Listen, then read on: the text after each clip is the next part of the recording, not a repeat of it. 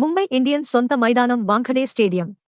ఒకప్పుడు blue colour జెర్సీలతో కోట్లాది మంది అభిమానుల జయధ్వానాలతో హోరెత్తే ఈ కంచుకోట ఈ రోజు పూర్తిగా పసుపు రంగు పులుముకున్న యెల్లో ఆర్మీ సామ్రాజ్యంగా మారిపోయింది.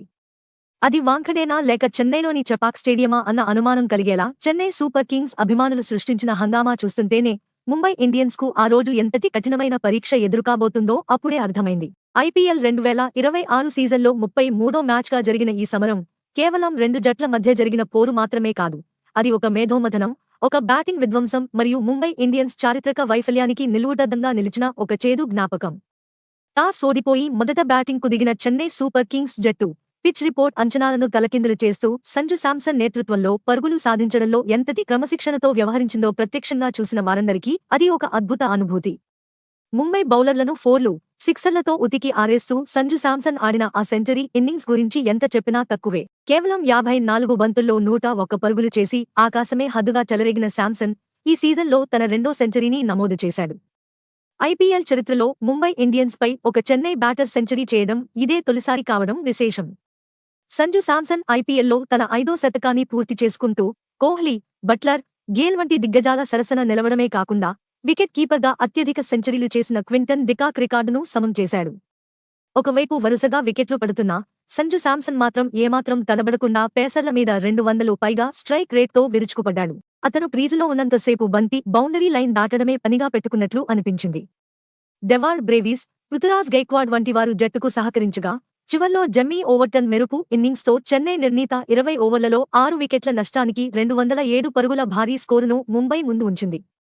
ఈ భారీ లక్ష్యంతో బరిలోకి దిగిన ముంబై ఇండియన్స్ బ్యాటింగ్ లైనప్ గురించి విశ్లేషించాలంటే అది కేవలం బ్యాటింగ్ వైఫల్యం కాదు, ఒక అస్తవ్యస్తమైన వ్యూహాత్మక పతనం అని చెప్పక తప్పదు.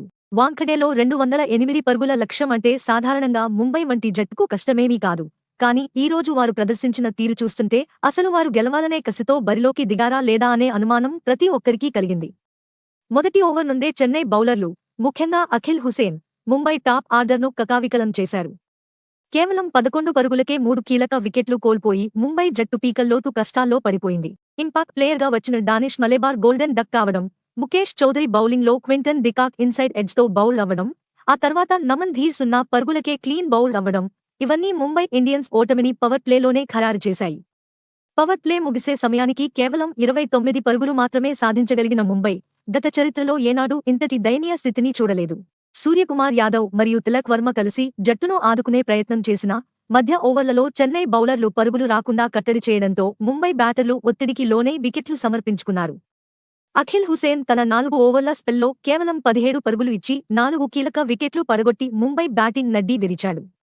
అఖిల్ హుసేన్ ప్రదర్శన ఐపీఎల్ 2026లో చెన్నైకి దక్కిన ఒక వరం లాంటిదని చెప్పాలి. నూర్ అహ్మద్, ముఖేష్ చౌదరి, జమ్మీ ఓవర్టన్ ఇలా ప్రతి బౌలర్ ముంబై బ్యాటర్లకు ఏమాత్రం అవకాశం ఇవ్వకుండా కట్టుదిట్టంగా బౌలింగ్ చేశారు. తిలక్ వర్మ 37 పరుగులతో పర్వాలేదనిపించినా భారీ షాట్కు ప్రయత్నించి అఖిల్ హుసేన్ బౌలింగ్లోనే క్లీన్ బౌల్డ్ అయ్యాడు. ఆ తర్వాత సూర్యకుమార్ యాదవ్ కూడా పెవిలియన్ చేరడంతో ముంబై ఇండియన్స్ ఇన్నింగ్స్ 104 పరుగులకే ముగిసింది. ఇది ఐపీఎల్ చరిత్రలోనే ముంబైపై చెన్నై సాధించిన అతిపెద్ద విజయం. కేవలం 103 పరుగుల తేడాతో ఓడిపోవడం ముంబై జట్టుకు ఒక పెద్ద అవమానం. వాంఖడే స్టేడియం చరిత్రలో ఇది రెండో అతిపెద్ద పరాజయం. ఈ మ్యాచ్లో ముంబై ఇండియన్స్ ఓటమికి గల ప్రధాన కారణాల గురించి లోతుగా విశ్లేషిస్తే కెప్టెన్ హార్దిక్ పాండ్యా వైఫల్యం ప్రధానంగా కనిపిస్తుంది. జట్టు ఎంపిక నుండి బౌలర్లను మార్చడం వరకు హార్దిక్ పాండ్యా తీసుకున్న ప్రతి నిర్ణయం తప్పుగా పరిణమించింది. బ్యాటింగ్లో కేవలం 1 పరుగుతో సరిపెట్టుకున్న పాండ్యా బౌలింగ్లో 2 ఓవర్లు వేసి ఏకంగా 39 పరుగులు సమర్పించుకున్నాడు. కెప్టెన్గా జట్టును నడిపించడంలో విఫలం కావడమే కాకుండా వ్యక్తిగత ప్రదర్శనలో కూడా పూర్తిగా డీలా పడిపోయాడు. గజన్ఫర్, అశ్విన్ కుమార్ వంటి వారు వికెట్లు తీసి పర్వాలేదనిపించినా పాండ్యా బౌలింగ్ ఎంపికలు మాత్రం ప్రత్యర్థి జట్టుకు అనుకూలంగా మారాయి.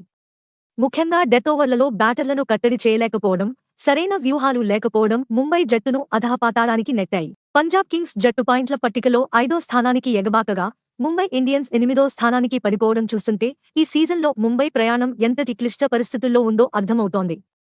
ఐపీఎల్లో 5 సార్లు ఛాంపియన్గా నిలిచిన ముంబై ఇండియన్స్ ఈ మ్యాచ్లో ప్రదర్శించిన ఆటతీరును చూస్తుంటే అభిమానుల గుండెలు తరుక్కుపోతున్నాయి.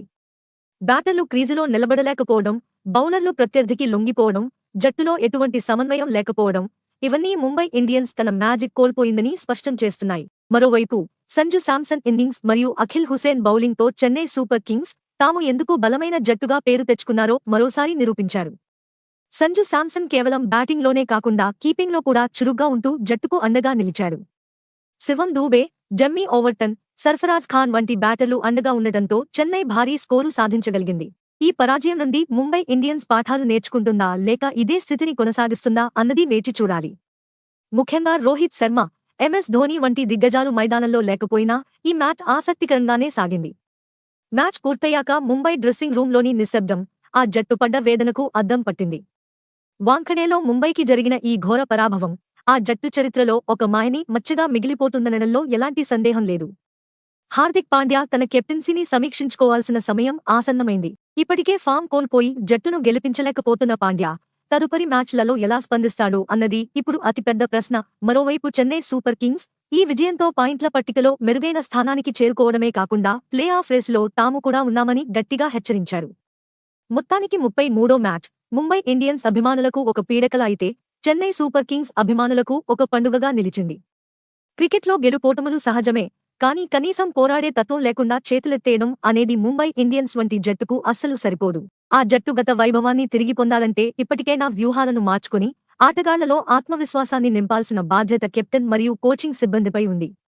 ఈ మ్యాచ్ ద్వారా ముంబై ఇండియన్స్ తన బలహీనతలను తెలుసుకుని తదుపరి మ్యాచ్లోనైనా ఒక కొత్త రూపంలో కనిపిస్తుందో లేదో చూడాలి. ఏది ఏమైనా వాంఖడే మైదానంలో సంజు శాంసన్ రాసిన ఈ ఇన్నింగ్స్ మరియు అఖిల్ హుసేన్ సృష్టించిన సునామీ ఐపీఎల్ 2026 చరిత్రలో చిరస్థాయిగా గుర్తుండిపోతాయి. ఈ వీడియో మీకు నచ్చితే లైక్ చేయండి మరియు షేర్ చేయండి.